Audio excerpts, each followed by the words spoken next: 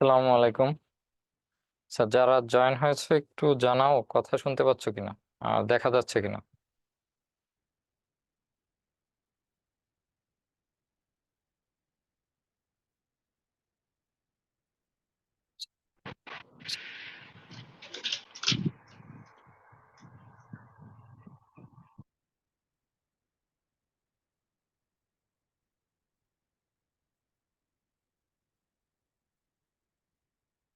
আচ্ছা, দেখা যাচ্ছে, শোনা যাচ্ছে।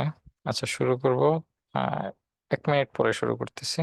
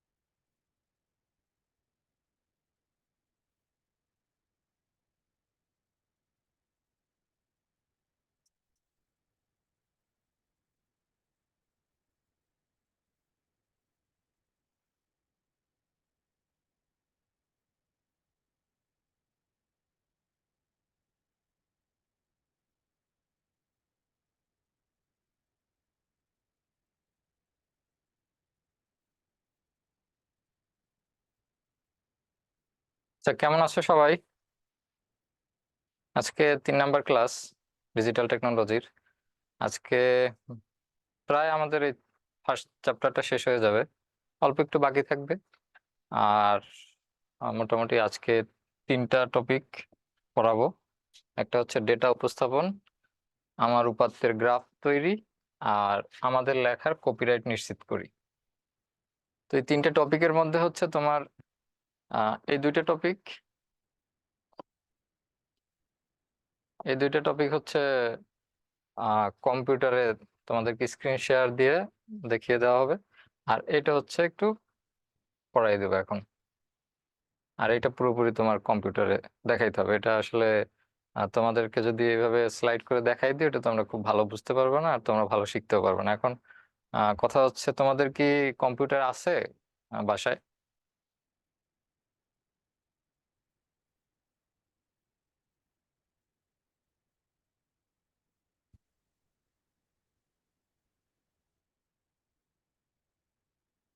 আমাকে একটু জানাও যে তোমাদের কি কম্পিউটার বা ল্যাপটপ বাসায় আছে কিনা, বা তোমরা ক্লাস করতেছো কি সবাই মোবাইল ফোন দিয়ে? আচ্ছা, আছে। আচ্ছা, যদি কম্পিউটার থাকে, দেখো তো কম্পিউটারে তোমাদের মাইক্রোসফট এক্সেল এই সফটওয়্যারটা আছে কিনা। যদি থাকে ওইটা লাগবে। আমি হচ্ছে আপাতত এটা শেষ করি, তারপরে হচ্ছে এখানে যাব। আগে হচ্ছে শেষেরটা আমরা শুরু করব।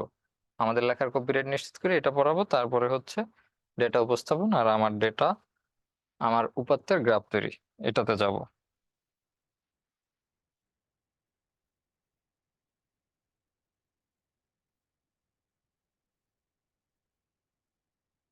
আচ্ছা, আমাদের লেখার কপিরাইট নিশ্চিত করি। তো কপিরাইট নিশ্চিত করার জন্য আমাদেরকে আগে জানতে হবে যে কপিরাইট জিনিসটা কি। তো কপিরাইট হচ্ছে আসলে আহ মানুষের মৌলিক বা সৃষ্টিশীল বা সৃজনশীল কাজের তার নিজের অধিকারকে প্রতিষ্ঠা করার একটা ব্যাপার, বা সেটাকে আইনি স্বীকৃতি দেওয়ার একটা ব্যাপার। তোমাদের বইয়ে যেটা বলা হয়েছে যে সৃষ্টিশীল এবং মৌলিক কোনো কাজের উপর এর স্বত্বাধিকারের অধিকার হচ্ছে কপিরাইট। আর সৃষ্টিশীল আর মৌলিক কাজগুলো কি?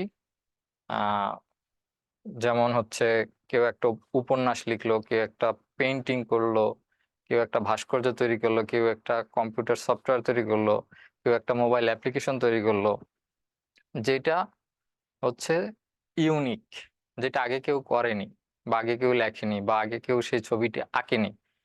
এই ধরনের যে মৌলিক কাজগুলো, সেই কাজগুলো যে তার যে সে যে এই কাজটা করেছে সেটা স্বীকৃতি দেওয়াটাই হচ্ছে কপিরাইট। এখন ধরো তোমরা কেউ একটা গল্প লিখলা বা কেউ একটা ছবি আঁকলা অনেক সুন্দর, যে ছবিটা কেউ আগে আঁকেনি বা যে গল্পটা কেউ আগে লেখেনি।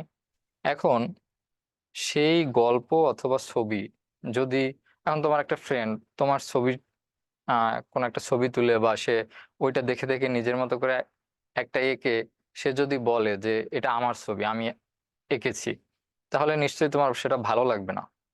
বা তুমি মানুষকে বুঝাতেও পারবে না যে না আমি তো এটা আগে করছি, আমারটা দেখে আমার বন্ধু না করেছে বা এঁকেছে। এখন এই যে ব্যাপারটা, এই যে একটা দ্বন্দ্ব তৈরি হয়, এই দ্বন্দ্ব যেন না তৈরি হয়, বা তুমি যে এঁকেছো বা তুমি যে গল্পটা লিখেছো এইটা একটা স্বীকৃতি দেওয়ার যে আসলেই তুমি এটার স্বত্বাধিকারী কিনা, বা তুমি এটা লিখেছো কিনা, তুমি এটা এঁকেছো কিনা, বা তুমি এই সফটওয়্যারটা ডেভেলপ করেছো কিনা, এই ব্যাপারটা স্বীকৃতি দেওয়ার জন্যই কপিরাইট ব্যাপারটা আসছে। কারণ দেখা যাচ্ছে যে আহ বর্তমান সময়ে আহ ব্যবসায়িক উদ্দেশ্যে ধরো কেউ একটা সিনেমা তৈরি করলো, সেই সিনেমাটা কি হয়, সিনেমাটা প্রকাশ পাওয়ার পরে তারপর সেটা সিনেমা হলে যায়, সিনেমা হলে গিয়ে মানুষ দেখে। এখন অনেকে করে কি, ওই সিনেমা হলে গিয়ে ওই সিনেমা যতক্ষণ চলে ততক্ষণ এটা ভিডিও করে, ভিডিও করে নিয়ে এসে সেটা ধরো বিভিন্ন প্ল্যাটফর্মে বা সে টাকা ইনকাম করার উদ্দেশ্যে আহ ওইটা করে কি, ধরো ইউটিউবেই দিয়ে দিল যে আহ অথচ তোমার কিন্তু সিনেমা হলে গিয়ে সিনেমাটা দেখার জন্য কিন্তু তোমাকে টাকা খরচ করতে হবে, কিন্তু ইউটিউবে কিন্তু তুমি জাস্ট কিছু টাকার মেগাবাইট কিনে বা তোমার সবার বাসায় ওয়াইফাই আছে সেটা দিয়ে কিন্তু তুমি ইজিলি দেখতে পারবা। কিন্তু যে এই সিনেমাটা তৈরি করলো বা যে এই সিনেমাটা পরিচালনা করলো সে, তার কিন্তু মেধা খরচ করতে হয়েছে, তার টাকা খরচ করতে হয়েছে।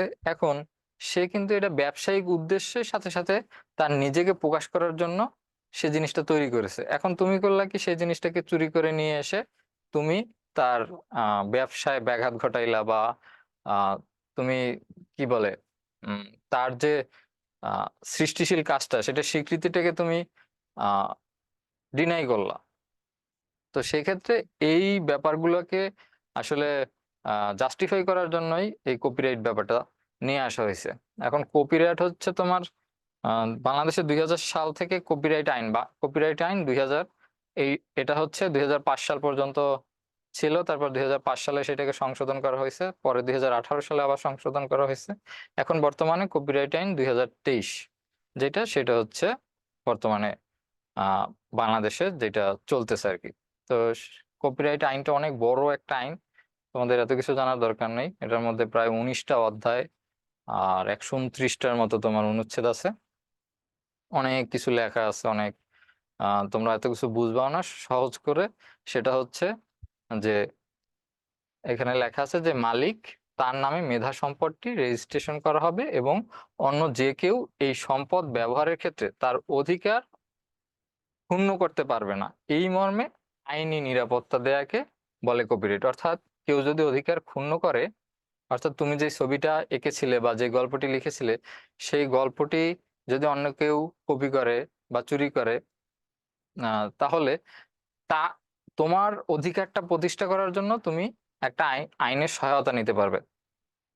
সেক্ষেত্রে তুমি যেই গল্পটি লিখেছো বা যেই ছবিটি এঁকেছো তার একটা আগে কপিরাইট রেজিস্ট্রেশন করতে হবে। কপিরাইট অফিস আছে বাংলাদেশে, সেখানে তোমাকে কপিরাইট রেজিস্টার বরাবর অ্যাপ্লিকেশন করতে হবে, তারপর কিছু টাকা পয়সা দিতে হবে, ফর্ম পূরণ করতে হবে, তারপরে তোমার যে ছবি বা যে লেখাটা সেটার 2টা কপি তাদেরকে দিতে হবে। তারপরে তোমাকে তারা যাচাই বাছাই করে তোমাকে একটা সনদ দিবে, কপিরাইট সনদ। সেই সনদটা তুমি রেখে দিবে, পরবর্তীতে যখন কেউ যদি তোমার অধিকার ক্ষুণ্ণ করে বা কেউ যদি তোমার লেখা চুরি করে বা তোমার শিল্পকর্মটিকে বিকৃত করে, সেক্ষেত্রে তুমি আইনের সহায়তা নিতে পারবে, বা যেটাকে আমরা বলি মামলা টামলা করতে পারবো। তারপরে বিচার করে দেখবে যে আসলে সেটা তোমার কিনা, তারপরে আসলে ব্যবস্থা নেওয়া হবে। তারপর হচ্ছে কপিরাইটের অন্তর্ভুক্ত কি কি আছে, যে কি ধরনের কাজকর্ম কপিরাইটের মধ্যে থাকতে পারে। শুধু তো মানুষের কি বলে ক্রিয়েটিভিটির মধ্যে তো শুধু লেখার ছবি আঁকা সীমাবদ্ধ না, মানুষ তো অনেক কিছু করে। তার মধ্যে সাহিত্য, যে কোনো লেখা, সাহিত্যের মধ্যেই তো অনেক কিছু আছে, যেমন কবিতা, উপন্যাস, গল্প, প্রবন্ধ, এরকম যত ধরনের সাহিত্য আছে সেটা যদি ইউনিক হয় তাহলে সেগুলো কপিরাইটের অন্তর্ভুক্ত হবে। তারপর শিল্পকর্ম, শিল্পকর্মের মধ্যে কি আছে? শিল্পকর্মের মধ্যে ধরো ভাস্কর্য, ছবি আঁকা, পেইন্টিং, এগুলো শিল্পকর্মের অন্তর্ভুক্ত। আবার দেখা গেছে কোনো একটা আহ যে আর্কিটেকচাররা যে বাড়ির ডিজাইন করে সেটা যদি ইউনিক কোনো ডিজাইন হয়, সেটা যদি সে করতে চায় যে না আমি এটা আহ আমার নিজস্ব, আমি এটা কোনো ব্যবসায়িক উদ্দেশ্যে কাউকে ব্যবহার করতে দিব না, তাহলে সেও কপিরাইট সনদ নিতে পারবে। তারপর সঙ্গীত, চলচ্চিত্র, যে স্থাপত্য যেটা বললাম, আলোকচিত্র, ছবি তোলা, ফটোগ্রাফি, এগুলো হচ্ছে। তারপরে হচ্ছে ভাস্কর্য, লেকচার, কম্পিউটার প্রোগ্রাম, নকশা, অর্থাৎ যা কিছু মৌলিকভাবে তৈরি করা হবে সবকিছুই কপিরাইটের অন্তর্ভুক্ত হতে পারে। আচ্ছা, এটুকু মনে হয় বুঝছো সবাই, তাই না? তারপর কপিরাইট আইন থাকার সুবিধা, মেধা সম্পদের অপব্যবহার রোধ। এখন তুমি এই যে সিনেমার কথা যেটা বললাম, যে একটা সিনেমা সে অনেক কষ্ট করে, বা একটা নাটক সে অনেক কষ্ট করে তৈরি করলো, যেটা আহ, তার মেধা খরচ করতে হয়েছে, সে লিখছে, তারপর সেটাকে আহ ক্যামেরার মাধ্যমে সে সেটাকে সেই আবেগ অনুভূতি গুলো প্রকাশ করছে।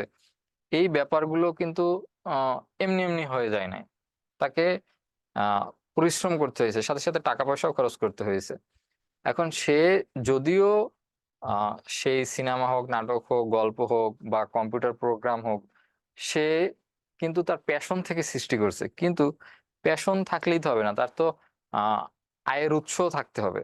যে সে যেটা করছে বা তৈরি করছে বা যেটা সৃষ্টি করছে, সেটা যেমন আহ তার প্যাশন থেকে সৃষ্টি হয়েছে, তেমনি তার একটা গৌণ উদ্দেশ্য ছিল যে তার সেখান থেকে সে কিছু টাকা ইনকাম করবে। তো সেই ব্যাপারটার আহ যদি এখন কেউ যদি সেটা কপি করে বা চুরি করে এবং ব্যবসায়িক উদ্দেশ্যে সেটা করে, অর্থাৎ সে অবশ্যই যেহেতু চুরি করতেছে বা কপি করতেছে, অবশ্যই তার ব্যবসায়িক উদ্দেশ্য আছে, তাছাড়া কেন সে চুরি করবে? কারণ ব্যবসায়িক উদ্দেশ্য বলতে সে করবে কি, ওই কপি নিয়ে বা ওই ছবি নিয়ে, ধরো একটা পেইন্টিং, অনেক সুন্দর একটা পেইন্টিং, সে করলো কি ওইটাকে কপি করে সে বিক্রি করা শুরু করলো, যে সে বললো যে না এটা আমার। বা যে কেউ, বা সে যদি পেইন্টারও না হয়, বা সে কোনো দোকানদার হইতে পারে, যে এরকম একটা পেন্টিং, সে পেন্টিং বিক্রি করে, তো সেখান থেকে আহ বললো যে না এটা একটা ইউনিক পেন্টিং, বা এটা হচ্ছে যে যার পেন্টিংটা, সে জানলোই না যে ওই পেন্টিং আমার ওইখানে আছে, বা ওইটাকে কপি করে ওইখানে নিয়ে বিক্রি করা হয়েছে। এটা জানার কথাও না, কারণ তার তো এত কিছু আহ এত কি বলে, চারদিকে এত লক্ষ্য রাখা সম্ভব না। এখন কি কোনো মাধ্যমে যদি সে সেটা জানতে পারে যে না তোমার এরকম একটা ছবি তোমার হচ্ছে দেখছি যে এরকম একটা দোকানে সেল করতেছে, তাহলে সে সেক্ষেত্রে আহ আইনি সহায়তা নিতে পারবে বা মামলা করতে পারবে। তো সেটা হচ্ছে তার এই যেন তার মেধা সম্পদ, তার এটা তো তার মেধা খরচ করে তার তৈরি করতে হয়েছে, ওইটা রক্ষা করার জন্যই আমাদের কপিরাইট আইনটা দরকার। তারপর কর্মের মালিকের কর্তৃত্ব স্থাপন, অর্থাৎ যে কাজটি করছে ওই জিনিসটা যে তারই, সেটা বোঝানোর জন্য বা সেটা প্রকাশ করার জন্য, বা সেটা একটা আহ আহ, কি বলে, একটা স্থায়িত্ব দেওয়ার জন্য আসলে আমাদের কপিরাইট আইনটা দরকার। তারপর নতুন সৃষ্টি করার জন্য অনুপ্রেরণা দান। এখন কেউ যদি তোমার সেই কাজটি বা কোনো লেখকের সেই লেখাটি বা কোনো আর্টিস্টের সেই পেইন্টিংটি যদি কেউ চুরি করে, এবং সে দেখতেছে যে আমি কিছুই করতে পারতেছি না, আমি এত সুন্দর সুন্দর ছবি আঁকতেছি, এত সুন্দর গল্প উপন্যাস লিখতেছি, আহ বা এত সুন্দর ভাস্কর্য তৈরি করতেছি, এগুলো কেউ, সবাই এগুলো নিয়ে তার নিজের বলে চালাই দিচ্ছে, তাহলে কি সে একসময় ডিপ্রেসড হয়ে যাবে, না আমি এত কাজ করতেছি, কাজগুলো সব আমার, কিন্তু এই কাজগুলোর আসলে কোনো মূল্যায়ন আমি পাচ্ছি না। তখন সে কিন্তু আর ওই নতুন যে কাজগুলো করার ক্ষেত্রে সে কিন্তু অতটা অনুপ্রেরণা পাবে না। সেই জন্য আমাদেরকে কপিরাইটটা দরকার। তারপর মেধা সম্পদের চুরি রোধ করা সম্ভব হয়, যেটা আগেই বলছি, যে এই কপিরাইট আইনটা থাকার কারণে তোমার এই যে তোমার যে সৃষ্টিশীল কাজগুলো, সেই কাজগুলো চুরি বন্ধ হবে।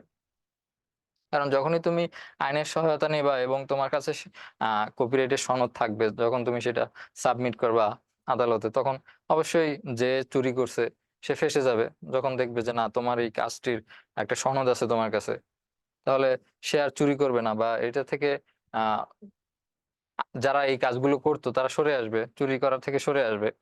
তারপর মেধাস্বত্বের বিভিন্ন স্তরের সুবিধাভোগীদের অধিকারের সমন্বয়। এই মেধাস্বত্বের বিভিন্ন স্তরের সুবিধাভোগীদের অধিকারের সমন্বয় হচ্ছে একটা বই তুমি লিখো, কিন্তু তুমি কিন্তু প্রকাশ করো না, বইটা প্রকাশ করে প্রকাশক। সে কি করে, বই ওই বইটা হচ্ছে টাইপ রাইটিং করে বইটা একটা সফট কপি তৈরি করতে হয়, তারপর সেটাকে প্রিন্ট করতে হয়, কাভার করতে হয়, কাভার ডিজাইন করতে হয়, তারপর সেটাকে মার্কেটে নিয়ে আসতে হয়। এখন যে বইটা লিখছে সে কিন্তু এতগুলো কাজ তার পক্ষে করা সম্ভব না। এই কাজটা করে হচ্ছে প্রকাশক। তো এই প্রকাশক হচ্ছে একটা মধ্যস্থতাকারী। তিনি হচ্ছে এই মাঝখানে সুবিধাভোগী। তিনি হচ্ছে ওই যে বইটা যে সে যে প্রকাশ করলো, সে সেখান থেকে কিছু, সে তো এমনি এমনি ফ্রিতে আর প্রকাশ করে দিচ্ছে না, সে অবশ্যই সেখান থেকে লাভ নিচ্ছে কিছুটা, সেখান থেকে লয়ালিটি দিচ্ছে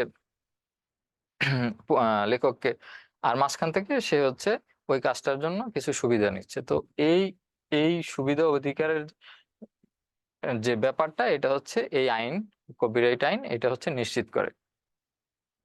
কারণ হচ্ছে উম ধরো কপিরাইট আইনের একটা অনুচ্ছেদে আছে যে এরকম, যে প্রকাশক, ধরো লেখকের সাথে প্রকাশকের চুক্তি হয়েছে যে লেখকের ওই বইটা 1000 কপি প্রকাশক ছাপাবে, এবং তার প্রেক্ষিতে আহ লেখককে প্রকাশক হচ্ছে 10,000 টাকা দিবে।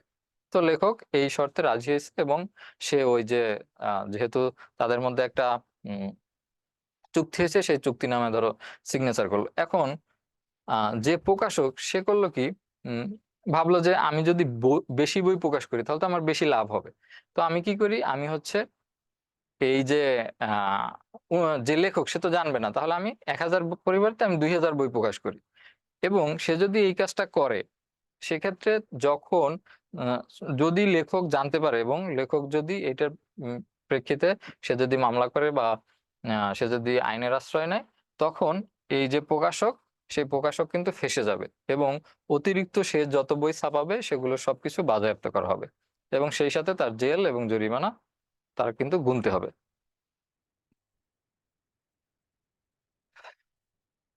তারপর হচ্ছে মৌলিক সৃষ্টিশীল কাজের ন্যায্য ব্যবহার বা ফেয়ার ইউজ। এখন এই যে ধরো আহ কোন একটা রাইটারের লেখা, বা কোন একটা ছবি, কোন একটা আর্টিস্টের ছবি, এই জিনিসগুলো আমরা কিছু কিছু ক্ষেত্রে কপিরাইট থাকলেও আমরা ব্যবহার করতে পারবো, কিন্তু সে ব্যবহার করার জন্য আমাদেরকে কিছু নিয়ম কানুন মেনে চলতে হবে। সেই নিয়মের মধ্যে হচ্ছে একটা হচ্ছে, তুমি ওই লেখকের পুরো লেখা বা ওই প্রবন্ধটি পুরোটা তুমি কোথাও উল্লেখ করতে পারবে না, তোমার কিছু অংশ নিতে হবে, এবং এমন কিছু অংশ নিতে হবে যার মাধ্যমে তুমি পুরো লেখাটার বা পুরো জিনিসটার তুমি আহ, প্রকাশ করতে পারো ওইটুক লেখার মাধ্যমে। কিন্তু তোমার তোমার সেক্ষেত্রে তুমি পুরোটা নিতে পারবে না, অবশ্যই পুরোটা নিতে পারবে না, তোমাকে কিছু অংশ নিতে হবে। তো কোন সেই অংশগুলো নিয়ে তুমি যেই কাজগুলোর ক্ষেত্রে ব্যবহার করতে পারবো, তার হচ্ছে একটা হচ্ছে সংবাদ। অর্থাৎ সংবাদে তুমি হচ্ছে আহ ধরো একটা রিপোর্টার কি করে, একটা বই তো আর বসে বসে পুরোটা পড়বে না, সে একটা বইয়ের কিছু অংশ পড়তে পারে।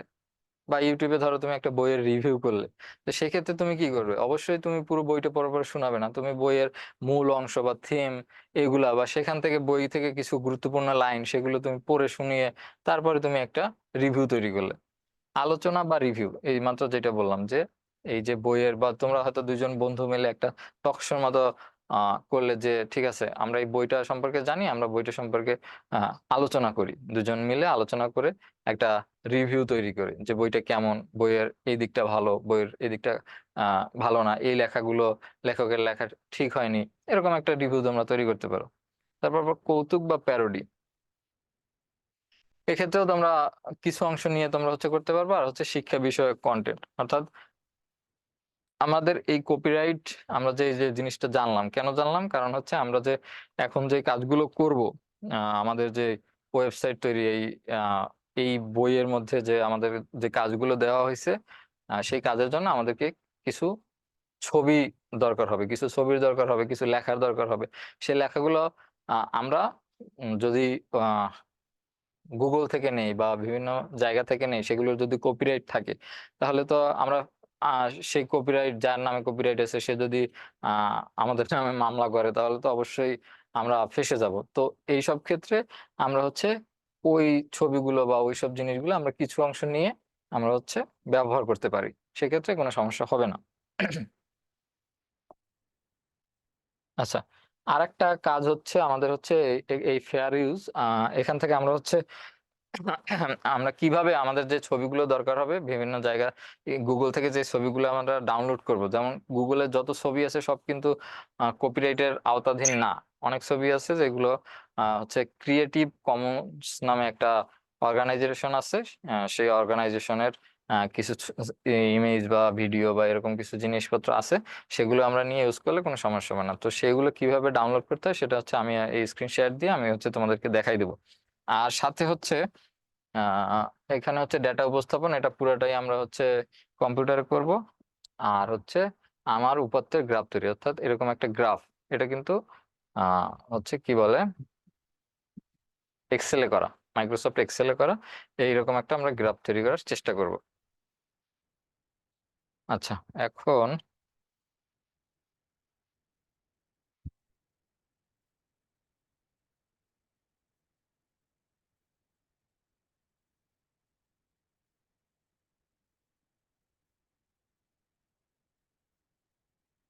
আচ্ছা, কথা শুনতে কি প্রবলেম হইতেছে কোনো?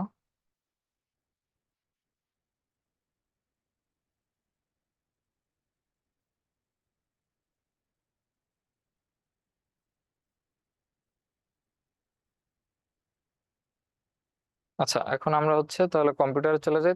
আমি হচ্ছে কম্পিউটার স্ক্রিনটা শেয়ার দিয়ে দিচ্ছি, তোমরা সেখান থেকে দেখবে। আর যাদের কম্পিউটার আছে তারা প্লিজ একটু কম্পিউটারটি একটু অন করে নাও।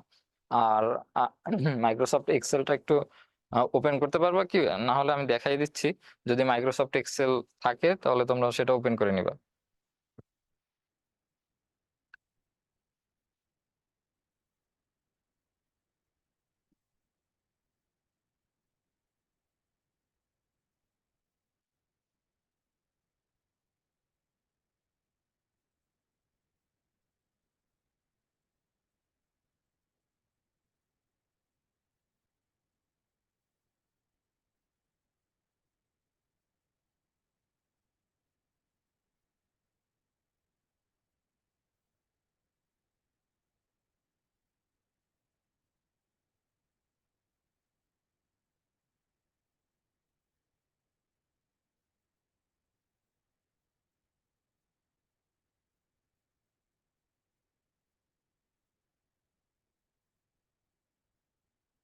আচ্ছা, আহ তাশা কমেন্ট করছো যে, ভাইয়া মনে করুন আপনি একটি কন্টেন্ট তৈরি করলেন, আমিও সেম কন্টেন্ট আমার নাম দিয়ে আরেকটু পরিবর্তন করে চালিয়ে দিলাম, এখন কে আপনি কপিরাইটার এনে সাহায্য নিতে পারবেন? এখন তুমি কন্টেন্টটা কোথায় সাবমিট করবে সেটা হচ্ছে কথা। ধরো যদি তুমি সেই কন্টেন্টটা, এখন সেটা কি ভিডিও কন্টেন্ট নাকি কোনো লেখা, সেটা একটু আমাকে একটু জানাও, তাহলে আমার বলতে সুবিধা হবে। যদি তোমার ভিডিও কন্টেন্ট হয়, তাহলে তুমি তো সেটা অবশ্যই ইউটিউব বা ফেসবুকে দিবা, তখন হচ্ছে তোমার ইউটিউব আগেই দেখবে। ওদের হচ্ছে চেক করার সিস্টেম আছে যে তুমি যখন ওই যে যে কথাগুলো বলবো ওটার ফ্রিকোয়েন্সির সাথে আমি যে কথাগুলো বললাম বা আমি যে লেখাগুলো যেই যেভাবে উপস্থাপন করলাম সেটা ম্যাচ করে কিনা, এটা হচ্ছে ওদের খুব একটা পাওয়ারফুল একটা অ্যালগোরিদম ব্যবহার করে ওরা এই কাজটা করে। আহ সেক্ষেত্রে তোমার এই ব্যাপারটা ওরা আগেই, যেমন ধরো তুমি কোনো একটা গান, সেটা যদি তুমি আহ একটু চেঞ্জ করে নিয়ে দিয়ে দাও, তাহলে কিন্তু সেটা তুমি দিতে পারবে না ইউটিউবে, তোমাকে মনিটাইজেশন অন করতে দিবে না বা সেই ভিডিওটা ক্যান্সেল করে দিবে। আবার ধরো তুমি যদি একটা গানের 10 সেকেন্ড নিয়ে ইউজ করো, তাহলে কিন্তু ইউটিউব কিছুই বলবে না, কারণ 10 সেকেন্ড পর্যন্ত সেই গানের পারমিশন তোমাকে দেয়া আছে, তুমি সেটুকু ইউজ করতে পারবে। আবার কিছু কিছু ক্ষেত্রে আহ এটা কি বলে, পুরো গানটাই নিয়ে তুমি ইউজ করতে পারবে। দেখবা যে অনেক ইউটিউব চ্যানেল আছে যেখানে যারা কোরিওগ্রাফি করে বা নাচ প্রদর্শন করে, তারা কিন্তু আহ পুরো গানটার মধ্যেই তারা কিন্তু সেই কি বলে না নাচ করে, যার কারণে আহ দেখবো যে তাদের তাদের কিন্তু কোনো প্রবলেম হচ্ছে না। কারণ এরকম কিছু কিছু ক্ষেত্র আছে যার উপর ডিপেন্ড করে আসলে তুমি আমি ব্যবস্থা নিতে পারবো কিনা সেটা হচ্ছে ডিপেন্ড করে। আর যদি লেখা হয়, লেখার ক্ষেত্রেও এখন আমি তো বললাম যে তুমি ধরো আমি একটা লেখা লিখলাম যেখানে আমি 100 ওয়ার্ড ইউজ করছি, এখন সেখান থেকে ম্যাক্সিমাম তুমি কতটা কপি করছো তার উপর ডিপেন্ড করবে যে সেটার বিরুদ্ধে আমি হচ্ছে অ্যাকশন নিতে পারবো কিনা। আশা করছি বুঝতে পারছো। আর যদি বুঝতে না পারো তাহলে আবার জানাইতে পারো।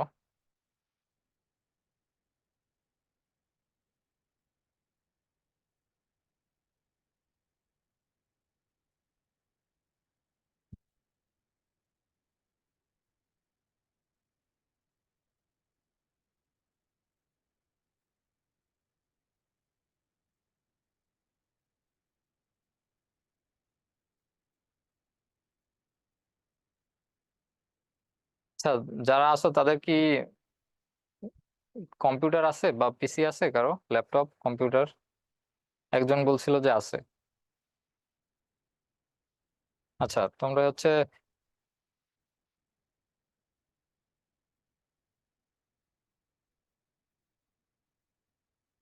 আচ্ছা, আছে আছে।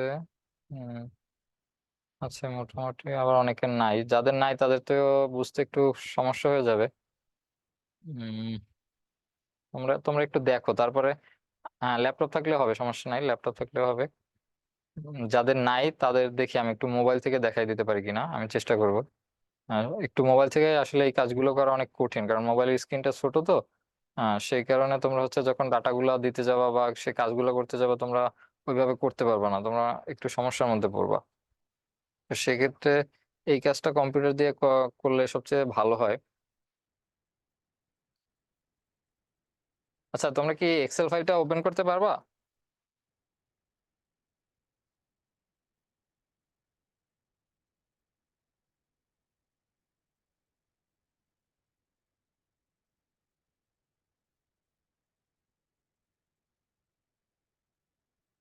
সেই স্ক্রিন এখন স্ক্রিন কি দেখা যাচ্ছে?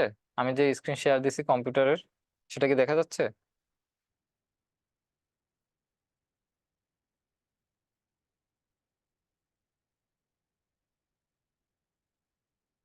হ্যাঁ, আচ্ছা ঠিক আছে, স্ক্রিন দেখা যাচ্ছে। এখন আমি হচ্ছে এখানে আগেই কিছু ডাটা আহ বসিয়ে রেখেছি তোমাদের বই থেকে দেখে দেখে। এখন আমি হচ্ছে এটা জাস্ট দেখানোর জন্য, আর কিছু না, আমি হচ্ছে এটা পুরোটাই করে দেখাবো তোমাদের কিভাবে কি করবা। আমি হচ্ছে নতুন একটা, দেখো এখানে আমি হচ্ছে নতুন একটা নিউ শিট নিলাম, এখানে নতুন একটা শিট নিলাম। এখন এই যে পুরো ইন্টারফেসটা তোমরা দেখতে পাচ্ছ, এখানে অনেক জিনিসপত্র আছে। এখন এত কিছু আসলে একটা ক্লাসে শেখানো সম্ভব না, আর এত কিছু তোমরা মনেও রাখতে পারবে না, যদি প্র্যাকটিস না করো তোমরা মনেও রাখতে পারবে না। আর তোমাদের এত কিছু এখন আপাতত জানার দরকারও নাই। যতটুকু শেখানোর দরকার, যতটুকু না জানলেই নয়, যতটুকু তোমাদের বইয়ে দেয়া আছে বা অন্যান্য উম, বইয়ের যে কাজকর্মগুলো তোমাদের পিসিতে করতে হয়, সেটুকু দেখানোর জন্যই মূলত আহ আজকের যতটুকু লাগবে ততটুকু শেখানোর চেষ্টা করবো, ঠিক আছে?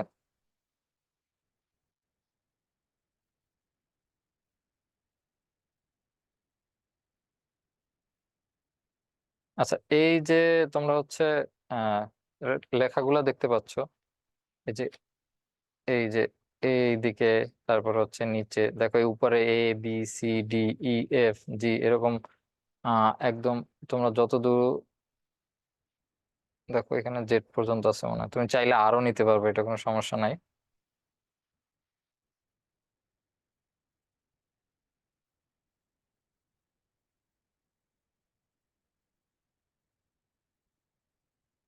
আচ্ছা, একটা সমস্যা।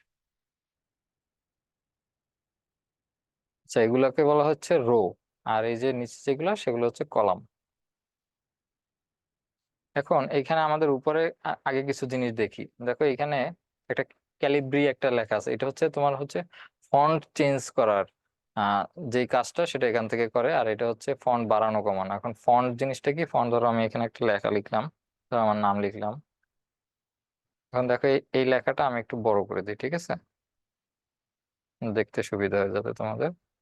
আচ্ছা, এখন এইখানে ক্যালিব্রি থেকে ধরো আমি এটাকে, দেখো এই যে অন্য একটা লিখলাম, দেখো এই লেখাটা কিন্তু চেঞ্জ হয়ে গেছে। এখন আমি অন্য আর একটা লেখা দেই, দেখো এই যে লেখাটা কিন্তু চেঞ্জ হচ্ছে। এই এই যে লেখাটা চেঞ্জ হচ্ছে, লেখার যে স্টাইলটা চেঞ্জ হচ্ছে, এটা হচ্ছে মূলত ফন্ট। মানে আমরা হচ্ছে নর্মালি ইংলিশ লেখার ক্ষেত্রে টাইমস নিউ রোমান ইউজ করি, টাইমস নিউ রোমান। এখন আজকে আমাদের ইংলিশ লেখা খুব একটা লাগবে না, আমরা হচ্ছে বাংলায় লিখবো। তো বাংলায় লেখার ক্ষেত্রে আহ অভ্র কিবোর্ড থাকার কথা তোমাদের যাদের পিসি আছে। অভ্র কিবোর্ড দিয়ে হচ্ছে বাংলা অভ্র কিবোর্ড দিয়ে লেখার জন্য তোমাদের হচ্ছে এফ টু F12 বাটনটা ক্লিক করতে হবে। F12, দেখো একদম কিবোর্ডের একদম উপরে একটা লাইন আছে, সেখানে F12 বাটন আছে। সেই F12 বাটনে যখন তুমি ক্লিক করবে তখন অভ্রটা ওপেন হবে। তো অভ্র দিয়ে লেখার ক্ষেত্রে তোমার কাজ হচ্ছে, আমি বাংলায় লিখলাম কি ইংলিশে লিখলাম হচ্ছে MARUF, বাংলায় ধরো আমি ওইটাই টাইপ করি MARUF, দেখো মারুফ লেখা হয়ে গেছে।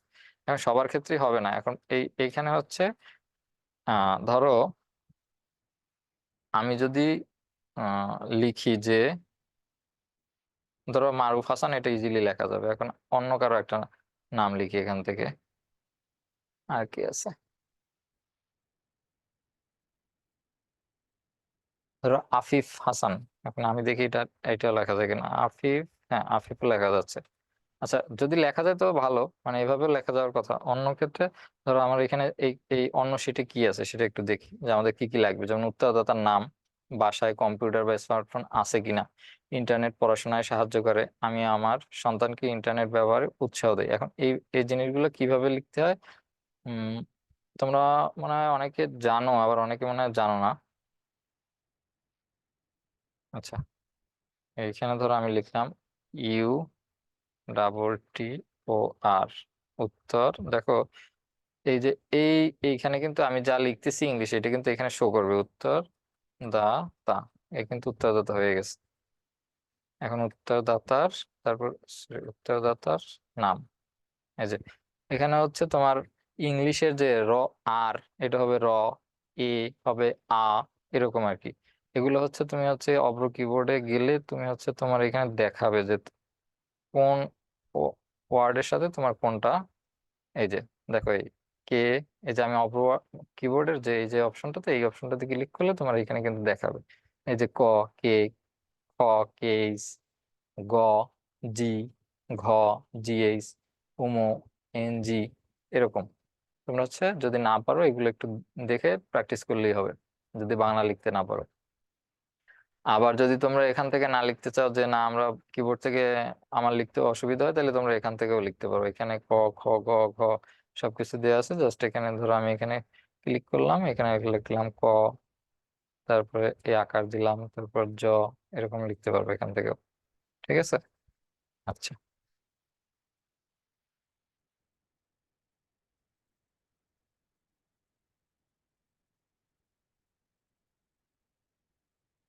এখন হচ্ছে আমরা আগে যেটা, হ্যাঁ এটা হচ্ছে মাইক্রোসফট এক্সেল 2016। হ্যাঁ, যদি এটা তোমার আপডেট ভার্সন থাকে বা প্রিভিয়াস ভার্সন থাকে তাহলে সমস্যা নাই।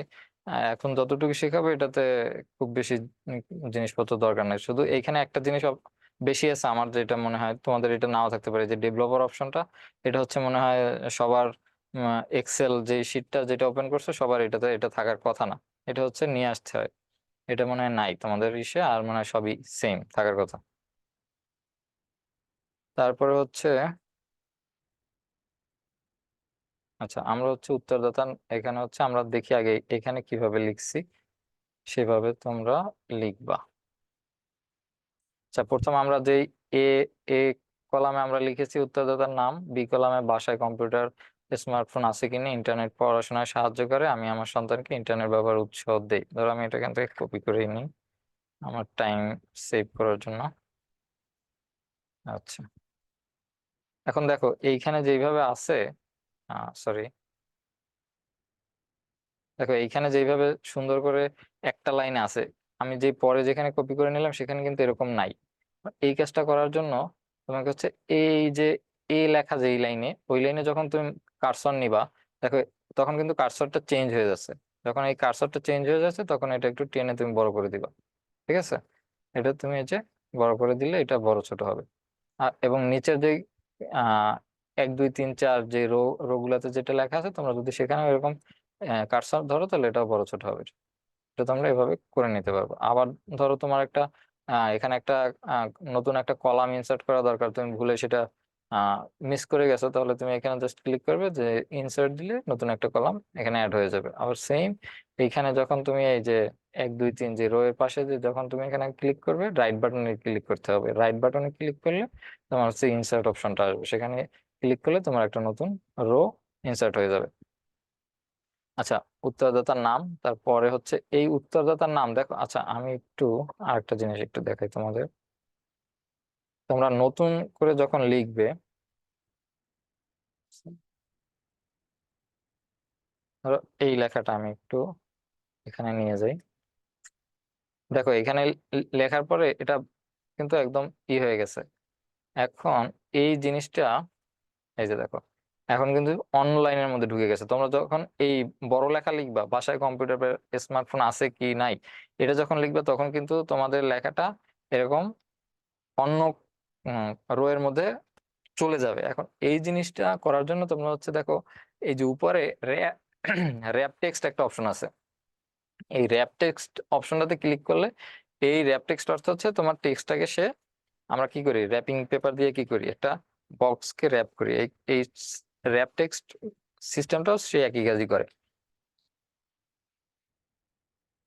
সে হচ্ছে পুরা লেখাটাকে একটা নির্দিষ্ট জায়গার মধ্যে নিয়ে আসে। এখন যেহেতু আমার লেখা বড়, এখন এটাকে একটু টেনে বড় করে আমরা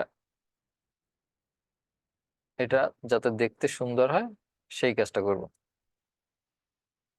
এইভাবে এই জিনিসটা র্যাপ টেক্সট, আর হচ্ছে একটা এই যে র্যাপ টেক্সটের নিচে মার্জ অ্যান্ড সেন্টার, এই জিনিসটা এবং র্যাপ টেক্সট জিনিসটা, এই দুইটাই খুবই গুরুত্বপূর্ণ। এখন আমরা যখন আহ ধরো আমার 3 4টা কলাম একসাথে লাগবে এইখানে, এই এই কলামগুলো, এই সবগুলো কলাম আমি একটার মধ্যে ইউজ করব।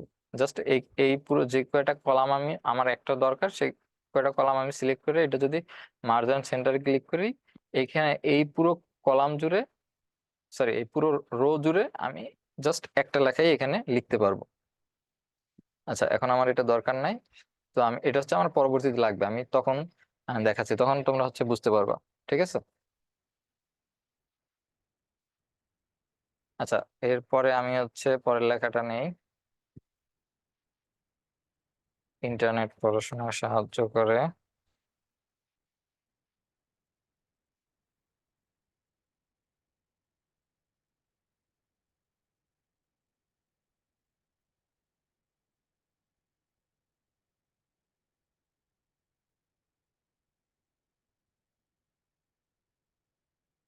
আচ্ছা, এখন এই যে এখানে আরো কিছু অ্যালাইনমেন্টের অপশন আছে। ঠিক আছে, এই যে র্যাপ টেক্সট, এই র্যাপ টেক্সটের পাশে এই অ্যালাইনমেন্ট গুলো দিয়ে দেখো, এই যে ইন্টারনেট পড়াশোনায় সাহায্য করে এই যে রোটা, এটাতে যদি আমি এখানে ক্লিক করি, দেখো এই লেখাটা মিডলে এবং সিরিয়ালি আসছে একটার পর একটা। আবার যদি আমি এখানে ক্লিক করি, দেখো এটা উপরে চলে গেছে, কিন্তু ও মিডিলেই আছে। আর এইটাতে যখন ক্লিক করব, আহ তখন, সরি, এই যে যখন আমি এটাতে ক্লিক করব তখন হচ্ছে ও এক পাশে চলে যাবে।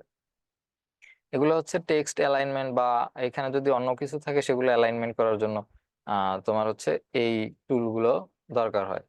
তারপরে এখানে দেখো বোল্ড বি লেখা আছে, এটা হচ্ছে বোল্ড, এটা দিয়ে হচ্ছে লেখা বোল্ড করে। ধরো এই লেখাটাকে আমি যদি বিতে ক্লিক করি, দেখো এটা হচ্ছে আনবোল্ড অবস্থা আছে, এটা একটু আহ চিকন লাগতেছে, এটা হচ্ছে এখন বোল্ড নাই। এখন যদি আমি এটাকে বিতে ক্লিক করি তখন এটা বোল্ড হয়ে গেল। আবার ধরো যদি আমি আইতে ক্লিক করি, এটা হচ্ছে ইটালিক ফরম্যাটে লেখে, আইতে ক্লিক করলে এটা একটু বাঁকা হয়ে যাবে, এটা হচ্ছে ইটালিক ফরম্যাট।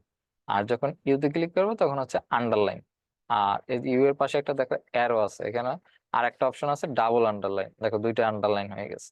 তো আমাদের এটা দরকার নাই, আমরা বোল্ডই রাখি আপাতত। তারপরে হচ্ছে উত্তরদাতার নাম। এখন উত্তরদাতার নাম, ধরো আমি এখানে নিয়েছি ক খ গ ঘ, একটা যে কোনো তোমরা একটা নিয়ে নাও, এটা সমস্যা নাই। আচ্ছা, এখন ধরো আমি এখানে আমার একটা সিরিয়াল করা দরকার, ঠিক আছে। হম এই যে উত্তরদাতার নাম আমি পাশে চাচ্ছি যে এখানে আমি একটা সিরিয়াল করবো, যে এখানে আমি কত সিরিয়াল পর্যন্ত নেব, যদিও এখানে তোমার 1 2 3 4 এরকম দেয়া আছে, তারপর আমি একটা নিজের মতো করে একটা সিরিয়াল নিতে চাই। এখন দেখো আমি কিন্তু এখানে এই লেখাটা নিয়ে নিয়েছি, এখন আমি চাচ্ছি এটার আগে বাম পাশে আমার আরেকটা রো দরকার। তাহলে আমি কি করব, এই যে রাইট বাটনে ক্লিক করে ইনসার্টে ক্লিক করবো, দেখো আরেকটা নতুন একটা কলাম অ্যাড হয়েছে। এখন এখানে আমি ধরো লিখলাম serial number.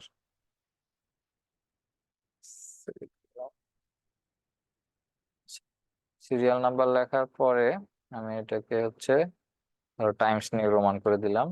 Times new Roman, font একটু বড় করে দিলাম। এখান থেকে ফন্ট দেখো এখানে ডিফল্ট কিছু দেয়া আছে, তুমি চাইলে এখানে লিখেও দিতে পারবে। ধরো আমি এখানে যদি লিখে দিই 14, এই যে, এটা একটু বড় হয়ে যাবে, আমার 14 দরকার নেই, আমি 12 রাখলাম।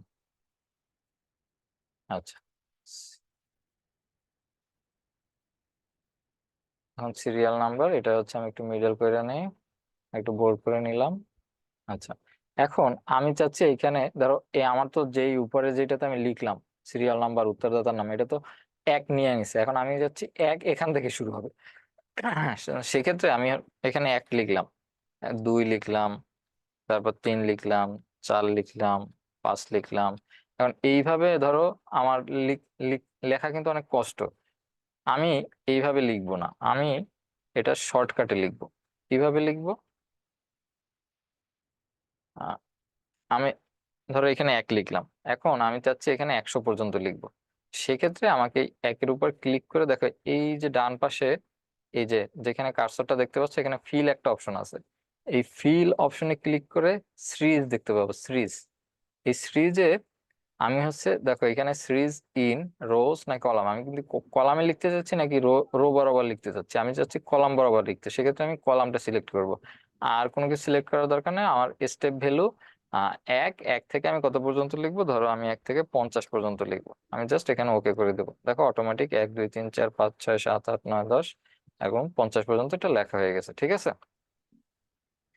আচ্ছা, এটা হচ্ছে আমার অটোমেটিক প্রসেস। আমরা যদি ধরো আরো যদি যত পর্যন্ত তোমার লেখা দরকার হয় তুমি তত পর্যন্ত ইনপুট দিবো, ও অত পর্যন্ত নিয়ে নেবে। এখন এটা হচ্ছে আহ আমি সিরিয়াল নাম্বারটা করলাম। এখন উত্তরদাতার নাম, ধরো তোমরা যখন ডাটাগুলো কালেক্ট করবে তখন তোমরা তাদের নামগুলো দিয়ে দেবে। বাসায় কম্পিউটার স্মার্টফোন আছে কিনা নাই সেটা তুমি তাদের কাছে যখন জিজ্ঞেস করবে তখন তারা যেটা অ্যান্সার দিবে তুমি সেটা সেখানে দিয়ে দিবা। ধরো আমি আমি একটা একটা নাম্বার ইচ্ছা মতো আমি বসাই দিছি, যে আছে আছে, নাই নাই, এরকম ইচ্ছা মতো আমি বসাইছি। তারপর ইন্টারনেট পড়াশোনায় সাহায্য করে কিনা এটার অ্যান্সার, এখন যে যে যেটা অ্যান্সার দিবে সেটা নিয়ে হচ্ছে তোমরা বসাই দেবে। আমি হচ্ছে কপি কপি করে নিলাম জাস্ট সময়টা বাঁচানোর জন্য, যেহেতু সময় কম সেজন্য আমি কপি করে নিলাম, ঠিক আছে। আচ্ছা, এরপরে আমি আমার সন্তানকে ইন্টারনেট ব্যবহারে উৎসাহ দেই। আচ্ছা, এই লেখাটাও আচ্ছা কপি করে নেয়ার পরে দেখো এই যে ঘরগুলো, এই ঘরগুলোর পাশে কি তোমরা কোনো কালো বর্ডার দেখতে পাচ্ছ? এই পাশে, এই পাশে যেখানে আমি আমার কার্সরটা,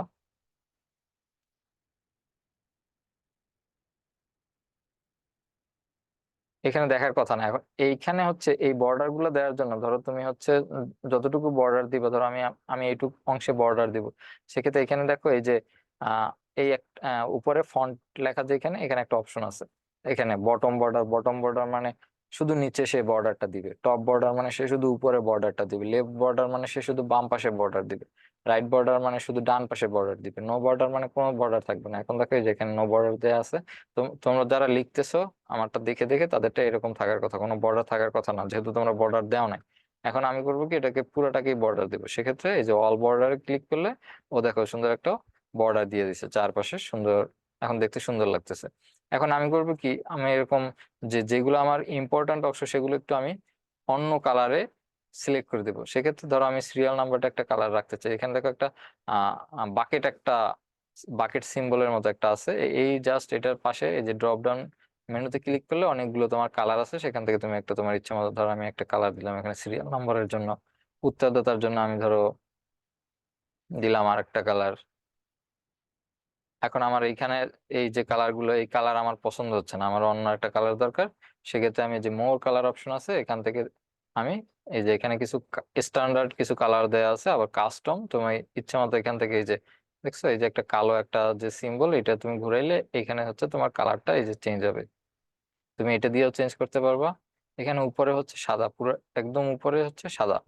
আর এই যে তুমি যতই এখানে এই যে তোমার যে কারেন্ট কালারটা সেটা হচ্ছে এই যে এই এই বরাবর দেখাবে, এই যে এই বরাবর দেখাবে। আর তুমি হচ্ছে এখানে নিলে এই যে তুমি হচ্ছে এখন যেটাই চেঞ্জ করবে সেটাকে তোমাকে দেখাবে, যে নিউ কালারটা তোমার এখানে দেখাবে। এটাকে তুমি যদি নিচের দিকে নিয়ে যাও এটা পুরোটা ব্ল্যাক হয়ে যাবে। ঠিক আছে, এই যে এখানে এখন কিন্তু এখানে কোনো কিছু চেঞ্জ হচ্ছে না, এটা আমি মিডলে নিয়ে গেলে আমাকে এক্সাক্ট কালারটা দেখাবে। ধরো আমি এই কালারটা নিলাম, নিয়ে এটা ক্লিক করলে দেখো এই কালারটা হয়ে গেছে। আবার এই যে টেক্সট, এখন দেখো এই পিছনের ব্যাকগ্রাউন্ড একটু ডিপ কালার হওয়ার কারণে সামনেরটা একটু দেখতে অসুবিধা হচ্ছে, এই ক্ষেত্রে আমি হচ্ছে সামনের কালারটা একটু চেঞ্জ করতে চাচ্ছি।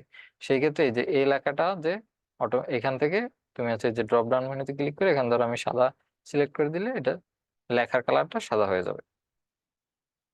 আচ্ছা, এরকম তোমরা হচ্ছে এগুলা নিজেদের মতো যদি ডিজাইন করতে চাও সুন্দর করে ডিজাইন করে নিবা।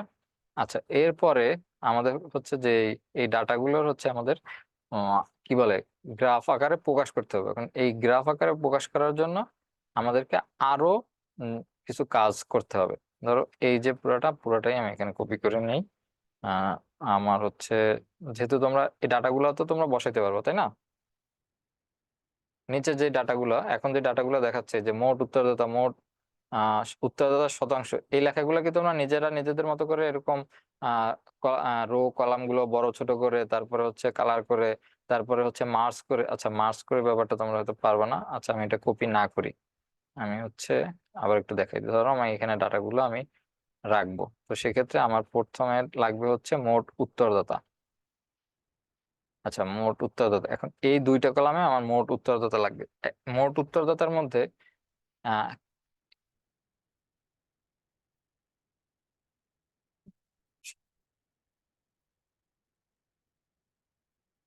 আচ্ছা, মোট উত্তরদাতার মধ্যে আমার কিছু আছে যারা আহ হ্যাঁ উত্তর দিছে, কিছু আছে না উত্তর দিছে, অর্থাৎ কেউ আছে, আচ্ছা কেউ উত্তর দিছে যে একমত, কেউ উত্তর দিয়েছে যে একমত নয়। এখন সেজন্য আমার দুইটা ঘর লাগবে। এখন আমি এখানে করলাম কি এই যে দুইটা ঘর, এই যে আমার নিচের এই দুইটা দুইটা ঘর লাগবে। আমি উপরের আহ যে দুইটা ঘরে আমি টোটাল অংশটা রাখবো সেটা সিলেক্ট করে আমি হচ্ছে এটাকে মার্জ করে দেবো। মার্জ করে আমি হচ্ছে এখানে লেখাটা লিখবো যে মোট উত্তরদাতা, সেই মোট উত্তরদাতা ইন্টারনেটের পড়াশোনায় সাহায্য করে আর হচ্ছে আমি আমার সন্তানকে ইন্টারনেট ব্যবহারে উৎসাহ দেই। আচ্ছা, এখন আমরা এখানে লিখলাম ধরো মোট উত্তরদাতা।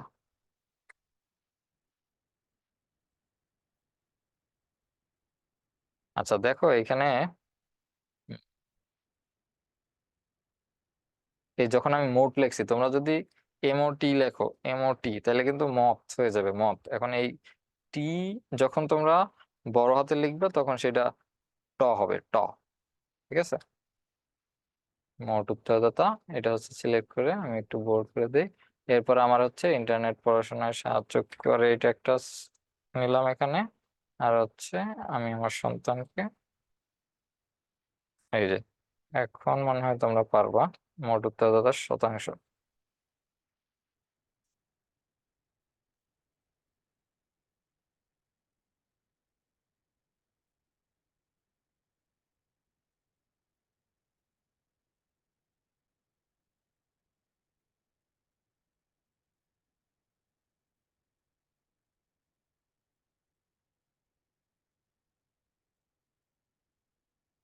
যে দুইটা আমার মার্কস করে নিতে হবে।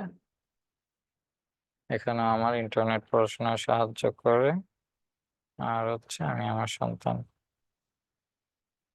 আচ্ছা, এটা একটু বড় করে নিই।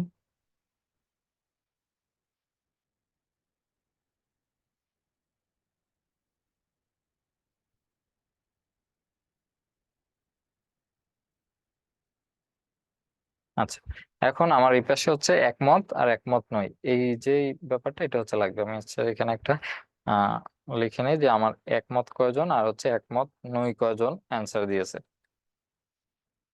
একমত আর হচ্ছে একমত নয়। আচ্ছা, আর একটা জিনিস, তোমরা যখন এই লেখাগুলা লিখবে অবশ্যই ধরো এই যে একমত লিখছে এরপরে কিন্তু তোমরা কোনো স্পেস দিবে না, শুধু এই যে একমত লেখা শেষ এইখানে কিন্তু কার্সরটা থাকতে হবে। যদি স্পেস থাকে অবশ্যই স্পেসটা কেটে দেবে, তা না হলে কিন্তু তোমরা যখন এখানে আমি এখন সূত্রগুলো লিখবো তোমরা সূত্রগুলো কিন্তু মিলবে না। এখন এই যে কয়জন একমত আছে, ধরো এই যে ইন্টারনেট পড়াশোনায় সাহায্য করে, এখানে কয়জন একমত আছে আমরা এখানে জাস্ট 10টা আসে সেজন্য আমরা গুনে গুনে বলতে পারবো 1 2 3 4 5 6 7, 7টা। এজন্য আমরা বলে দিতে পারবো যে এখানে 7টা। কিন্তু আমরা এই জিনিসটা এরকম ম্যানুয়ালি করবো না, আমরা করবো যদি এখানে হাজার হাজার ডাটা থাকে তখন যেন জাস্ট আমরা এক ক্লিকেই সবকিছু বের করতে পারি। এখন এইটা বের করার জন্য আমাদেরকে একটা সূত্র লিখতে হবে। সেই সূত্রটা হচ্ছে আমরা যখন সূত্র লিখবো, যেই ঘরে আমরা টোটাল অ্যান্সারটা চাচ্ছি সেই ঘরে আমরা সিলেক্ট করে ইকুয়াল চিহ্ন দিব। এরপরে ইকুয়াল চিহ্ন দিয়ে আমরা এখানে লিখবো কাউন্ট, COUNT, কাউন্ট IFS। এখানে তুমি বড় হাতের ছোট স্মল লেটারে লিখলেও সমস্যা নেই, অটোমেটিক ক্যাপিটাল লেটার নিয়ে নিবে। নিয়ে ফার্স্ট ব্র্যাকেটের পর দেখো এখানে আমি যখন লিখছি ধরো কাউন্ট ইফস, তারপর লেখা আছে ক্রাইটেরিয়া রেঞ্জ অন। এখানে আমার ক্রাইটেরিয়া হচ্ছে এইখানে আমি কোন রেঞ্জে, ধরো এই যে ডি আছে, এখানে হচ্ছে ডি, আর এখানে ধরো টু, এই এই এই কলামটার নাম হবে D2। দেখো আমি যখন সিলেক্ট করছি এখানে লেখা আছে D2। এইখান থেকে আমি হচ্ছে এই ঘর পর্যন্ত আমার ডাটাগুলো লাগবে। আমি করব কি এই ঘর থেকে এই ঘর পর্যন্ত আমি সিলেক্ট করে নিব। দেখো এইটা হচ্ছে ডি কলাম, এটা হচ্ছে কোন ঘর পর্যন্ত আছে, 11 ঘর পর্যন্ত। তাই এই ঘরটার নাম হবে হচ্ছে, এই যে ঘরটা এই ঘরটার নাম হবে হচ্ছে D11। আচ্ছা, এটা তুমি এখানে যখন সিলেক্ট করবে এখানে সিলেক্ট করে, ধরো এখানে আমি সিঙ্গেল সিলেক্ট করলে কিন্তু ও একটা একটা করে সিলেক্ট নিচ্ছে।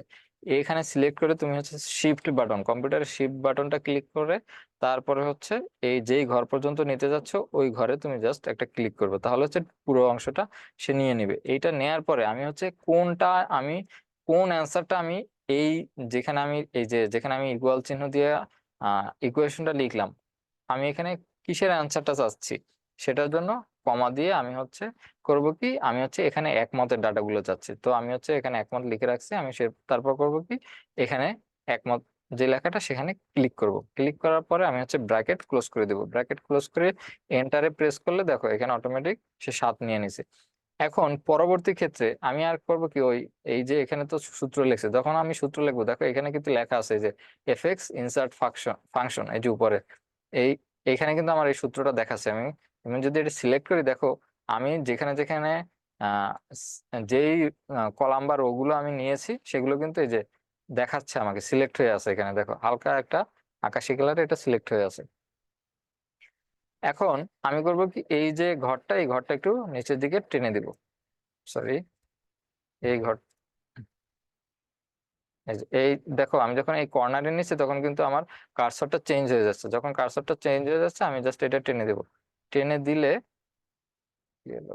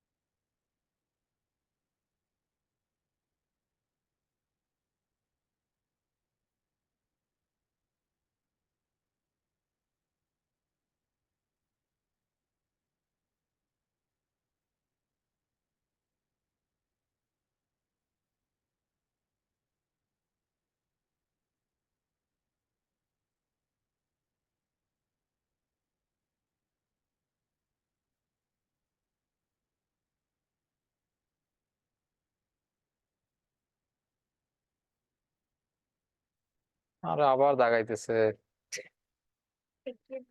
এটা মানে নাজাত হোসেন, নাজাত হোসেন কে? এখানে যখন দাগাচ্ছে না তখন দেখা যাচ্ছে নাজাত হোসেন। এই দাগাদাগি করে না, একটু ক্লাসটা শেষ করি, আর সময় নাই বেশিক্ষণ। তারপর হচ্ছে আমি আমার সন্তানকে ইন্টারনেট ব্যবহারে উৎসাহ দেই, এটার জন্য আমি হচ্ছে এখন কি করব এখানে। আচ্ছা,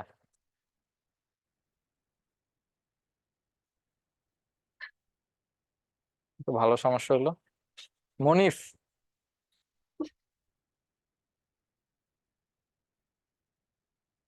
আচ্ছা শুধু স্ক্রিনে, তোমরা যারা ক্লাসটা দেখতেছো শুধু সামনে রেখে দাও, কেউ স্ক্রিনে টাচ করো না। নাকি ইচ্ছা করে করতেছো, আমি তো বুঝতেছি না।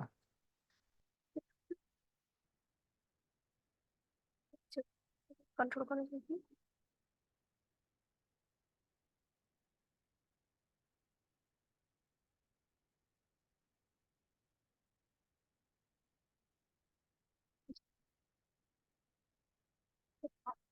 আচ্ছা, এখানে আমি আবার ওই সেম সূত্রটাই লিখবো, ঠিক আছে।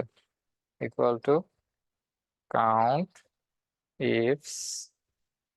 দেখো দুইটা সূত্র আছে, একটা হচ্ছে কাউন্ট ইফ আর একটা হচ্ছে কাউন্ট ইফস। আমরা হচ্ছে কাউন্ট ইফস নিয়ে কাজ করতেছি, এখন কাউন্ট ইফস লিখলাম, তারপর ফার্স্ট ব্র্যাকেট দিলাম, ফার্স্ট ব্র্যাকেট দিয়ে আমি আহ, যেই কলাম থেকে যেই কলাম পর্যন্ত আমি ডাটা নিতে চাই সেটা আমি সিলেক্ট করলাম, ফার্স্ট এটা সিলেক্ট করে।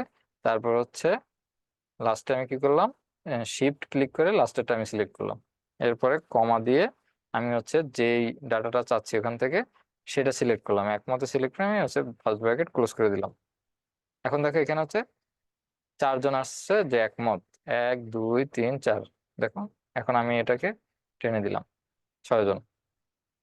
আচ্ছা, এই সেম কাজটা আমরা যদি আমরা আরো একটা ভাবে করতে পারি, সেটা হচ্ছে কাউন্ট ইফ। তবে কাউন্ট ইফ এর থেকে কাউন্ট ইফস ব্যবহার করে এই কাজটা করা ইজি। এখন কাউন্ট ইফস এর ক্ষেত্রে ধরো কি করতে হবে, ধরো তুমি এখানে লিখলা ইকুয়াল দিয়ে, আমি হচ্ছে এখানে কাউন্ট ইফ ব্যবহার করে দেখবো আমি এই ডাটাগুলো বের করতে পারি কিনা। Count count if, count if লিখে ফার্স্ট ব্র্যাকেট, এরপর দেখো এখানে রেঞ্জ দেওয়া আছে, আমি হচ্ছে রেঞ্জ নিলাম যে একমত। এরপরে আমি হচ্ছে কমা দিলাম, কমা দিয়ে আমি হচ্ছে ডাবল কোট, দুইটা ডাবল কোটেশন দিলাম, ডাবল কোটেশন। এই ডাবল কোটেশন দিয়ে আমি হচ্ছে ব্র্যাকেট ক্লোজ দিলাম। এখন হচ্ছে ডাবল কোটেশন, সরি সরি, হ্যাঁ ডাবল কোটেশনের ভিতরে আমি যেই লেখাটা চাচ্ছি, মানে যে আমি কোনটা কতটা আছে সেটা আমি চাচ্ছি, ধরো একমত চাচ্ছি আমি এখানে, আমি হচ্ছে বাংলা লিখবো একমত, একমত, কিন্তু কোনো স্পেস দেওয়া যাবে না। এরপরে আমি যদি এন্টার প্রেস করি, দেখো এখানে 7টা একমত আছে, সেই 7 এখানে কিন্তু চলে আসছে। আবার যদি আমি এখানে একমত লিখি তাহলে কিন্তু একমত নই কয়টা আছে সেটা চলে আসবে। এই যে দেখো 3টা চলে আসছে। আচ্ছা, যেহেতু আমরা কাউন্ট ইফস নিয়ে করতেছি, আমরা কাউন্ট ইফসেই থাকলাম, আমরা আর ওইটা কন্টিনিউ করলাম না, ঠিক আছে। ওইটা জাস্ট দেখানোর জন্য যে কাউন্ট ইফ দিয়ে, ধরো তোমরা ভুলে কাউন্ট ইফ লিখে ফেলছো, তাহলে কি করবো সেক্ষেত্রে তোমরা ওইভাবে কাউন্ট ইফ দিয়েও করতে পারো। তারপর ইন্টারনেট পড়াশোনায় সাহায্য করে, এটা হচ্ছে আমরা কত পার্সেন্ট, সে পার্সেন্টেজটা আমরা বের করবো, যেখানে কত পার্সেন্ট ইন্টারনেট পড়াশোনা, যে আমাদের যে অ্যান্সার গুলো আমরা পেয়েছি তার কত পার্সেন্ট হচ্ছে আমরা সেটা প্রকাশ করব পার্সেন্টেজে, তারপর হচ্ছে আমরা চার্টে কি করব, প্রকাশ করব। তো সেক্ষেত্রে আমরা কি করব,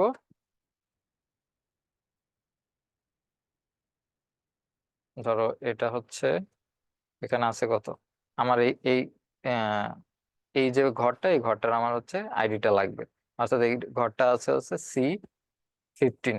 তো আমি হচ্ছে এখানে ধরো যেহেতু ইন্টারনেট পড়াশোনায় সাহায্য করে, এটার আমার পার্সেন্টেজ লাগবে, আমি এখানে লিখবো, সরি ইকুয়াল দিয়ে নিতে হবে C15। তারপর হচ্ছে এইটারে আমি হচ্ছে 10 × 100, 70%। কারণ তোমরা তো এই পার্সেন্টেজ তো বের করতে পারো নিশ্চয়ই, নাকি? হম, তোমাদের এটাও শিখিয়ে দিতে, ধরো এখানে 7 আছে, তুমি যদি এখানে 7 দিয়ে দাও তাহলে সেটা হবে ও। পরে আমি এখানে, ধরো আমি এখানে 7 দিয়ে লিখলে 70 হবে। এখন আমি যদি এই এইখানে কোনো ডাটা চেঞ্জ করি, তখন কিন্তু অটোমেটিক এখানে ডাটা চেঞ্জ হবে না। ধরো আমি এখানে লিখলাম এটারে একমত নই লিখলাম, ঠিক আছে। এই যে একমত নই লিখার পরে দেখো এখানে 6 হয়ে গেছে। আচ্ছা, একমত নই আর হচ্ছে একমত ভুল হইলো কোনো কোথাও?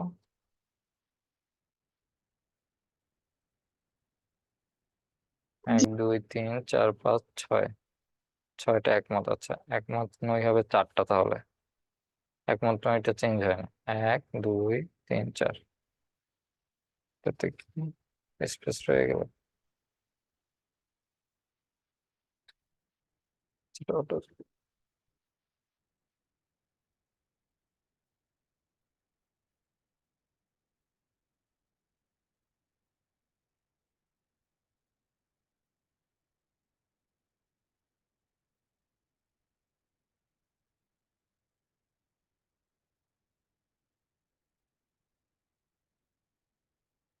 এটা অটোমেটিক চেঞ্জ হওয়ার কথা হচ্ছে, হয় না এখানে সম্ভবত। আচ্ছা, এখন দেখো এখানে কিন্তু আমার 6, এখন এখানে আমার হওয়ার কথা 60%, কিন্তু তা হয়নি। কারণ কি? কারণ হচ্ছে আমি এখানে ম্যানুয়ালি বসাইছি। এখানে আমার যেহেতু এই ঘরের যেই মানটা থাকবে সেই মানটাই এখানে আমাকে পার্সেন্টেজে দেখাবে, সেক্ষেত্রে আমি করবো কি, এই ঘরের যেই ঠিকানাটা সেইটা হচ্ছে আমার এখানে বসাইতে হবে। এই ঘরের ঠিকানা হচ্ছে এই যে সি, সি বরাবর আমার হচ্ছে 15 নম্বর রোতে, সি কলামের 15 নম্বর রোতে আমি হচ্ছে এখানে সি লিখে যদি 15 লিখি, তাহলে দেখো ও এটা সিলেক্ট করে নিছে। আমি এটা ইকুয়াল চিহ্ন দিয়ে জাস্ট এটা সিলেক্ট করেও নিতে পারি। সেটা কি করব, জাস্ট এখানে ইকুয়াল দিয়ে আমি যদি এটা শিফট ক্লিক করে এটা হচ্ছে প্রেস করি, তাহলে এটা সিলেক্ট হয়ে যাবে। দেন আমি হচ্ছে, যেহেতু আমাদের 10টা ডাটা নিয়েছি, 10 × 100, দেখো এখানে 60। এখন আমি এখানে যদি ডাটা চেঞ্জ করি, তাহলে অটোমেটিক এখানে ডাটা চেঞ্জ হয়ে যাওয়ার কথা। এই যে দেখো এখানে ডাটা চেঞ্জ হয়ে গেছে এবং এখানেও ডাটা চেঞ্জ হয়ে গেছে। সেম কাজটা আমি এখানেও করব, জাস্ট এটা টেনে দিলেই হবে। আবার এইখানে আমি আমার সন্তানকে ইন্টারনেট পাবো। এখন এইখানে আমার ডাটাটা দরকার এইখানে। এখন এইখানে ডাটার দরকারের জন্য আমরা কি করব, এখানে ইকুয়াল সাইন দিয়ে তারপর কি, আমি হচ্ছে এই ঘরটা শিফট ক্লিক করে এটা সিলেক্ট করে নেব। দেন আমরা যেহেতু এখানেও 10 10টা ডাটা নিয়েছি, 10 × 100, এখানে 40, তারপর হচ্ছে এটা আমি টেনে দিলাম, দেখো এটাও 60 হয়ে গেছে। এখন আমি চাচ্ছি এটারে চার্ট আকারে প্রকাশ করবো। সেক্ষেত্রে আমি হচ্ছে যতটুকু অংশ চার্ট আকারে এবং যে লেখাগুলো আমি চার্টের মধ্যে রাখতে চাচ্ছি সেটুকু আমাকে সিলেক্ট করে নিতে হবে। ধরো আমি এখানে সিলেক্ট করে তারপর হচ্ছে শিফট ক্লিক করে এইটুকু এইটুকু অংশ আমি আমার চার্টে প্রকাশ করতে চাই। সেক্ষেত্রে আমি এইটুকু অংশ সিলেক্ট করে নেব। সিলেক্ট করে নিয়ে দেখো উপরে হোমের পাশে ইনসার্ট একটা অপশন আছে। এই ইনসার্ট অপশনে ক্লিক করলে তোমার হচ্ছে এই যে রিকমেন্ডেড চার্টস, এইখানে কিছু চার্ট অপশন আসবে, তার পাশেও কিছু চার্ট অপশন আছে। তুমি হচ্ছে রিকমেন্ডেড চার্টে ক্লিক করো। দেখো রিকমেন্ডেড চার্টে ক্লিক করলে এখানে তোমার অনেকগুলো চার্ট দেখাচ্ছে। এখান থেকে আমি ধরো এই চার্ট যেটা ফার্স্টে আমাকে দেখাচ্ছে এটাই আমি সিলেক্ট করে নিলাম। এখন এই চার্টে দেখো আমাকে কিছু ডাটা দেখাচ্ছে, এটা একটু আমরা একটু দেখি। দেখো এখানে আমি আমার সন্তানকে ইন্টারনেট ব্যবহারে উৎসাহ দেই। এখন আমি আমার সন্তানকে দেখো ইন্টারনেট ব্যবহারে উৎসাহ দেই, এটা হচ্ছে আহ কত কত পার্সেন্ট উৎসাহ দেই, আচ্ছা সরি, এটা ইন্টারনেট ব্যবহারে উৎসাহ দেই। একমত হচ্ছে 4 জন, আর একমত নয় হচ্ছে 6 জন। এখন এই যে দেখো নিচে একমত নই যেটা, সেটা হচ্ছে আমার এখানে অরেঞ্জ কালার দিয়ে দেখাচ্ছে, আর যেটা একমত সেটা হচ্ছে ব্লু কালার দিয়ে দেখাচ্ছে। এখন একমত নই, আমি আমার সন্তানকে ইন্টারনেট ব্যবহারে উৎসাহ দেই, সেটা হচ্ছে একমত 4 জন। তো 4 জনের আমার পার্সেন্টেজটা কত আসছিল? 4 জনের পার্সেন্টেজটা আসছিল 40%। তাহলে এখানে দেখো এখানে পার্সেন্টেজটা দিয়ে দিছে। আবার এই উপরের যে অংশটা এটা হচ্ছে আমাকে পার্সেন্টেজে প্রকাশ করে দিছে, আর নিচে যেটা সেটা হচ্ছে আমি যে টোটাল যে কতজন আমার এখানে কতজন, আমি যতজনের ডাটা নিয়েছি তার মধ্যে কতজন একমত আর কতজন একমত নয় সেটা হচ্ছে এখানে দিয়ে দিছে। দেখো এখানে একমত অরেঞ্জ, অরেঞ্জ এখানে এই যে 0 থেকে 10 ঘরের মধ্যে, অর্থাৎ আমার তো মানটা আছে যেহেতু 10 জনের আমরা ডাটা নিয়েছি, সেহেতু অবশ্যই আমার একমত এবং একমত নয় অবশ্যই 10-10-এর মধ্যে থাকবে। এখন সেই জন্য আমি আমার সন্তানকে ইন্টারনেট ব্যবহারে উৎসাহ দেই, এই প্রশ্নের অ্যান্সারে একমত আমার হচ্ছে আহ কতজন, একমত হচ্ছে 4 জন, আর উৎসাহ দেই দেয় না একমত নই এটা হচ্ছে 6 জন। দেখো এখানে এই যে একমত নই যে অরেঞ্জ কালার ঘরটা এটা একটু বড় আছে, আর যেটা ব্লু কালার একমত সেটা যেহেতু 4 জন একটু একটু ছোট, আর যেহেতু এইটা পার্সেন্টেজে তোমাদের বুঝতে আর একটু সুবিধা হবে। এইখানে দেখো আমি আমার সন্তানকে ইন্টারনেট ব্যবহারে উৎসাহ দেই। আচ্ছা, উৎসাহ দেয় কজন? একমত 4 জন। তাহলে উৎসাহ দেই, আমার একমতের আমার কালারটা কি আছে এখানে? এটা ব্লু কালারটা আছে। আর অরেঞ্জ কালারটা কি আছে? অরেঞ্জ কালারটা হচ্ছে একমত নই। দেখো একমত নই কিন্তু এখানে বেশি, 60%। দেখো এই যে 60-এর ঘরে এটা আছে। আর যেটা একমত, যে একমত যেটা সেটা হচ্ছে 40%, সেটা হচ্ছে দেখো 40 বরাবরই এটা থেমে গেছে। এবং ইন্টারনেট পড়াশোনায় সাহায্য করে, এটাও সেম।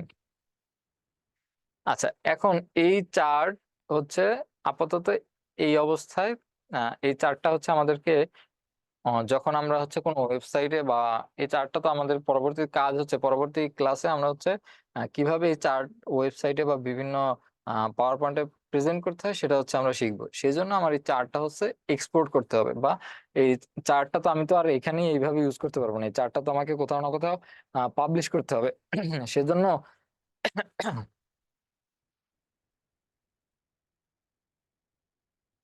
সেজন্য আমরা কি করব, এই চার্টটা আমরা হচ্ছে এক্সপোর্ট করার ট্রাই করবো। এখন এই চার্টটা আমি সিলেক্ট করে, ধরো এই চার্টে একটা টাইটেল আছে, আমরা এখানে হচ্ছে একটা টাইটেল দিয়ে দেবো তোমাদের, যে তোমরা যেই যেই বিষয়টা নিয়ে কাজ করবে সেটার একটা টাইটেল এখানে দিয়ে দিবে। টাইটেল দিয়ে ধরো এটা সিলেক্ট করে তোমরা হচ্ছে এখান থেকে সেভ অ্যাজ অপশনে ক্লিক করলে, তারপরে পিসিতে, আচ্ছা আমরা, আচ্ছা এইটা আমরা এখন না শিখি, আমরা এই ক্লাসে এটা না শিখি, এটা আপাতত আমরা এই পর্যন্ত থাক পরের ক্লাসে, কারণ এই ক্লাস আমাদের প্রায় শেষ। আমরা পরের ক্লাসে শিখবো এটা কিভাবে আমরা অন্য আহ, ইসে কিভাবে আমরা এটা এক্সপোর্ট করবো সেটা আমরা পরবর্তীতে দেখবো। আপাতত এই পর্যন্ত থাক। আচ্ছা, যতটুকু বললাম এখন পর্যন্ত ততটুকু বুঝতে পারছো কি তোমরা?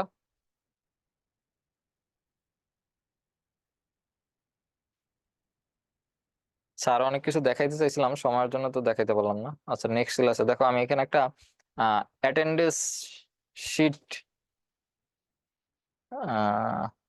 একটা অ্যাটেন্ডেন্স শিট নিয়েছিলাম এখানে। আচ্ছা, এটা কি দেখা যাচ্ছে?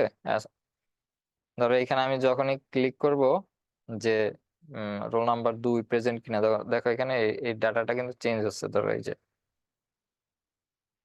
আমি চাইছিলাম যে এটাও দেখাই দেবো তোমাদের, এটা একটু কঠিন কিন্তু জিনিসটা মজার খুব। এই যে আমি যখন এটাতে ক্লিক করতেছি এই জিনিসটা চেঞ্জ হচ্ছে। আচ্ছা, নেক্সট ক্লাসে এটা দেখাই দেওয়ার চেষ্টা করব। আজকে তো অনেকক্ষণ হয়ে গেছে। আচ্ছা, বুঝতে পারছো 2-3 দিনের লিখছো, আছে যদিও বুঝতে পারার কথা, তারপরেও আমি চাইছিলাম যে আরো কিছু শিখাবো তোমাদেরকে, আজকে সম্ভব হলো না। নেক্সট ক্লাসে আমরা আরেকটু ডিটেলসে শেখার চেষ্টা করবো। আর যতটুকু শিখাইলাম এটুকু একটু প্র্যাকটিস করো, আর নিজের একটু ঘাটাঘাটি করো, তাইলে তোমাদের কাছে এই জিনিসগুলো ইজি হয়ে যাবে। আর যদি যদি এরকম কিছু না পারো, বা সূত্রগুলো যেমন শিখাইতে চাইছিলাম যে কিভাবে সব, ধরো আমি এটা টোটালটা যোগ করব, এখানে যতগুলো আছে এটা আমি কিভাবে যোগ করব, আমি ক্যালকুলেটর না করে একবারে করবো। তো সেক্ষেত্রে আমি কি করবো, যে ইকুয়াল দিয়ে লিখবো সাম, সাম লেখার পরে ফার্স্ট ব্র্যাকেট, তারপর হচ্ছে কত থেকে কত পর্যন্ত, এটা সিলেক্ট করে ফার্স্ট ব্র্যাকেট ক্লোজ করে দিয়ে অ্যান্সার দিলে দেখো 55, এখানে টোটাল কত আছে সেটা এখানে চলে আসছে। তো এরকম আরো কিছু শিখাইতে চাইছিলাম, সেটা নেক্সট ক্লাসে শিখাবো ইনশাল্লাহ। আচ্ছা, আজকে তাহলে এই পর্যন্তই। আর যদি কিছু না বুঝতে পারো সেটা হচ্ছে নেক্সট ক্লাসে আমাকে বলো, ঠিক আছে? তোমরা একটু লিখে রাখো, নেক্সট ক্লাসে আমাকে বলো।